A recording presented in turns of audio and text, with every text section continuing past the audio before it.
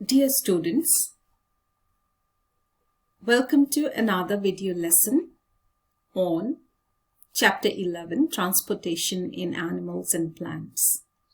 And today's topic is White Blood Cells, WBCs. प्यारे बच्चों, आपका स्वागत है और एक वीडियो लेसन में Chapter 11, Transportation in Animals and Plants. और आज का हमारा टॉपिक है White Blood Cells or WBCs. Today we will discuss the general facts about white blood cells.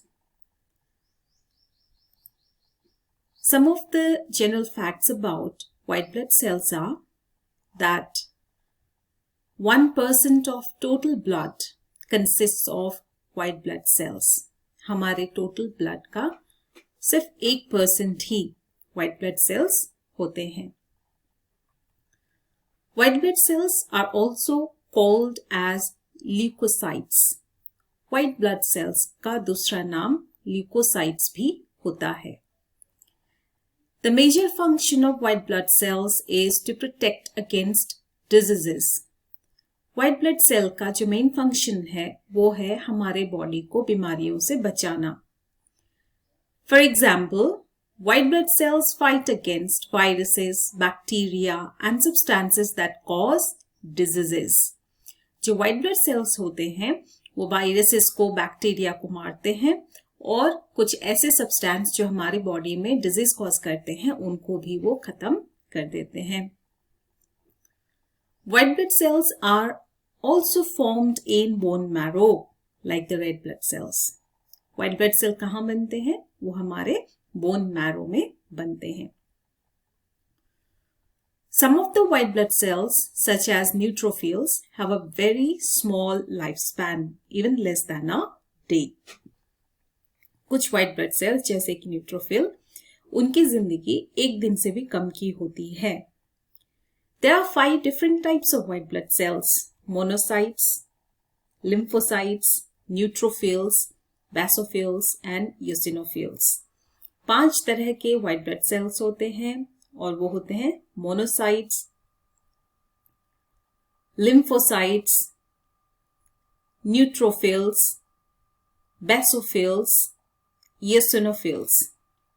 I'm repeating, there are 5 types of white blood cells: monocytes, lymphocytes, neutrophils, basophils and eosinophils. Now let us look at some of the functions of the different types of white blood cells. अभी हम अलग types के white blood cells के functions को देखेंगे. Monocytes have a longer lifespan than many white blood cells and help to break down bacteria. Monocytes bacteria को मारने में मदद करते हैं. Lymphocytes create antibodies to fight against bacteria, viruses and other potentially harmful invaders. Lymphocytes antibodies बनाते हैं. Neutrophils kill and digest bacteria and fungi. They are the most numerous type of white blood cell and are first line of defense when infection strikes. Neutrophil जो कि एक तरह का white blood cell है वो bacteria और fungi को मारते हैं. साथ में वो क्या करते हैं, उनका नंबर बहुत ज्यादा होता है, न्यूट्रोफिल्स का नंबर बहुत ज्यादा होता है हमारे ब्लड में और ये सबसे पहले हमारे बॉडी को बीमारियों से बचाते हैं, इसलिए हम इनको फर्स्ट लाइन ऑफ डिफेंस भी कहते हैं. Basophils are small cells and seem to sound an alarm when infectious agents invade your blood. Basophils बहुत छोटे सेल्स होते हैं और वो हमारे बॉडी को आगाह कर देते हैं कि हमारे बॉडी में कुछ infectious बीमारी पैदा करने वाले एजेंट्स आ चुके हैं. They secrete chemicals such as histamine, a marker of allergic disease that help control the body's immune system. और इसको बताने के लिए वो क्या करते हैं, एक सब्सटेंस है जिसका नाम है हिस्टामिन. बैसोफिल्स जब देखते हैं कि हमारी बॉडी में इन्फेक्शियस एजेंट्स आ गए हैं तो वो हिस्टामिन रिलीज करते हैं, हिस्टामिन सिक्रीट करते हैं, और ये हिस्टामिन मदद करता है कंट्रोल करने में हमारे बॉडी के इम्यून रिस्पॉन्स को। इम्यून रिस्पॉन्स मतलब बीमारी के अगेंस्ट में या इन्फेक्शियस एजेंट्स के अगेंस्ट में हमारे बॉडी के रिस्पॉन्स को हम इम्यून रिस्पॉन्स कहेंगे, और इस इम्यून रिस्पॉन्स को उम्दा बनाने के लिए बेसोफिल मदद करते हैं। Eosinophils, they attack and kill parasites and cancer cells and help with allergic responses. जो eosinophils होते हैं वो पैरासाइट या कैंसर सेल्स को खत्म करते हैं और एलर्जिक रिस्पॉन्सेस में मदद करते हैं। अब बात आती है कि where are white blood cells formed? जैसा कि हमने अभी प्रीवियस स्लाइड्स में देखा, white blood cells are formed in bone marrow. So white blood cell formation occurs in the soft tissue inside of our bones, that is bone marrow here. Two types of white blood cells. Okay, lymphocytes. Lymphocytes दो तरह के हैं, वो T और B होते हैं. T cells हम उसको T cells कहते हैं और एक तरह के B cells होते हैं. और ये कहाँ बनते हैं? One of the lymphocytes called T cells is formed in thymus gland, and the other, which is called B cells, is formed in lymph nodes and spleen. What is the normal number of WBCs in our blood? It is 4,500 to 11,000 WBCs per microliter. Now, when do the WBCs number increase or decrease? आप ये सोच रहे होंगे कि ये हमने क्या लिखा।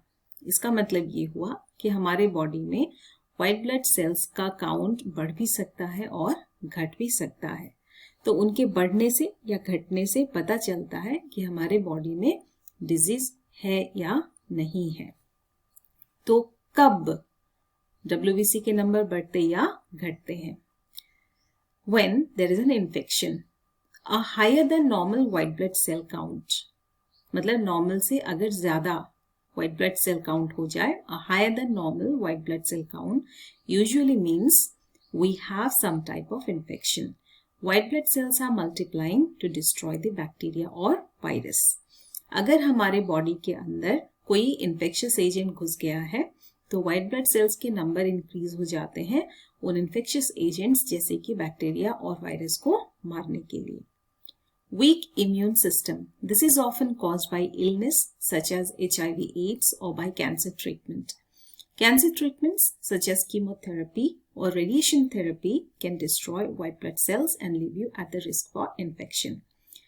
जब HIV/AIDS किसी को होता है या किसी भी कैंसर पेशेंट का कीमोथेरेपी होता है तो उसकी बॉडी में WBC का नंबर घट जाता है, डिक्रीज हो जाता है। So doctors can measure WBCs with a test called as white blood cell count. Doctors कैसे मेजर करते हैं WBCs को? एक टेस्ट होता है जिसमें व्हाइट ब्लड सेल्स के नंबर को काउंट किया जाता है और उस टेस्ट का नाम है white blood cell count. When white blood cells are abnormally high, it usually suggests that your immune system is fighting a disease or infection. अगर व्हाइट ब्लड सेल का नंबर बहुत ज्यादा हाई हो जाए, एबनॉर्मली हाई मतलब ऐसे normally high नहीं होना चाहिए, लेकिन अगर हाई हो जाता है तो इसका मतलब है कि हमारा बॉडी अभी किसी एक इन्फेक्शन या डिजीज के अगेंस्ट फाइट कर रहा है. When they are too low, it suggests that a disease, autoimmune disorder or other condition has weakened your immune system. अगर व्हाइट ब्लड सेल्स का नंबर बहुत ज्यादा कम हो जाए हमारी बॉडी में तो इसका मतलब है हमारे बॉडी में ऑटो इम्यून डिसऑर्डर है, मतलब अपने आप व्हाइट ब्लड सेल्स खत्म हो रहे हैं, या फिर ऐसा कोई कंडीशन जैसा कि हमने देखा था HIV/AIDS हुआ या कैंसर ट्रीटमेंट हुआ, ऐसा कोई कंडीशन हमारी बॉडी को मिला है जिससे कि WBC का नंबर घटता गया है. Now let us look at this data, okay, and then we will follow this data with some questions. In human male, the normal WBC count should be 5,000 to 10,000 cells per microliter of blood. In females, it should be 4,500 to 11,000 WBCs per microliter of blood. In newborns under 2 weeks of age, the number of WBCs should be 9,000 to 30,000 WBCs per microliter of blood. In children and adolescents, it should be between 5,000 to 10,000 cells per microliter of blood. Okay. Human male. Male में कितना होना चाहिए? 5,000 से लेकर 10,000 WBC पर microlitre of blood होना चाहिए. Ladies में 4,500 से 11,000 WBCs पर माइक्रोलीटर ऑफ ब्लड होना चाहिए.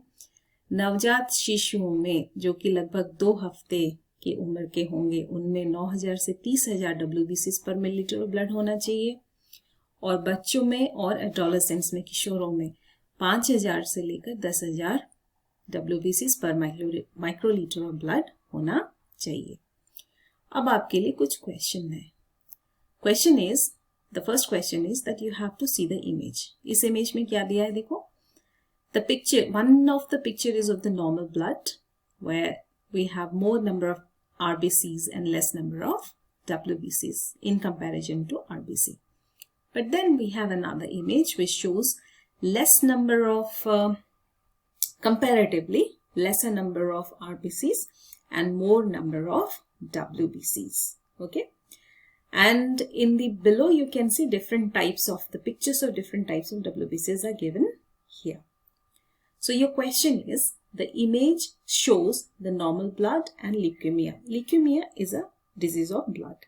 You have to find out more information about leukemia from internet. Now, leukemia is a disease related to blood.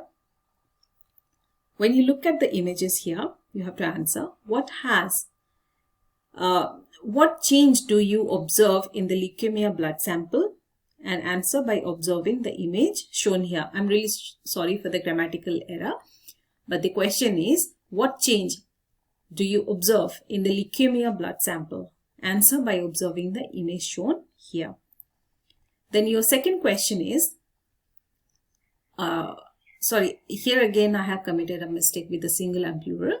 So a doctor shows you a test as shown in the image here. Doctor एक इस तरह का image आपको दिखाता है एक test के बाद, जिसमें हाई WBC काउंट दिखता है और जिसमें लो WBC काउंट दिखता है. Then explain to us the meaning of this report. अगर हाई WBC काउंट है तो इस रिपोर्ट का क्या मीनिंग होना चाहिए? अगर ये लो WBC काउंट का रिपोर्ट है तो इसका मीनिंग क्या होना चाहिए? What could be the probable causes of high and low WBC counts? I'm repeating the question. A doctor shows you a test as shown in the image here, and explain to us the meaning of this report. What could be the probable causes of high and low WBC count? Thank you and have a nice day.